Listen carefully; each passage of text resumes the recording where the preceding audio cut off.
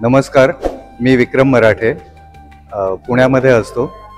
मी पुण्याच्या अभिनव कला महाविद्यालयामध्ये शिक्षण घेतलेलं आहे आणि त्यानंतर इंडॉलॉजीमध्ये मास्टर्स केलं आणि गेल्या काही वर्षापासून चित्र काढतो।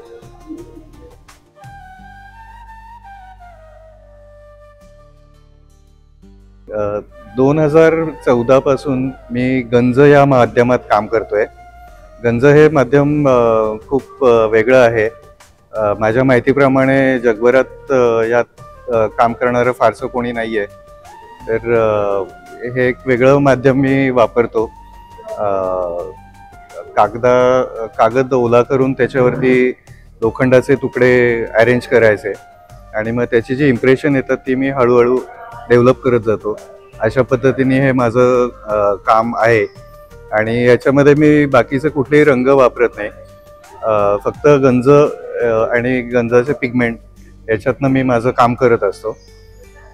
या सगळ्या मागची जी प्रेरणा आहे त्याला मी काळाशी निगडित केलेलं आहे। ही संकल्पना जी आहे ती काळ अशी असून गंज जेव्हा कागदावरती थांबतो तर त्यावेळी काळ तिथे थांबलाय असं मी समजतो आणि अशा प्रकारे ज्या वस्तू आणि वास्तूंमध्ये काळ थांबलेला आहे तर त्या मी शोधण्याचा प्रयत्न करत असतो। धन्यवाद।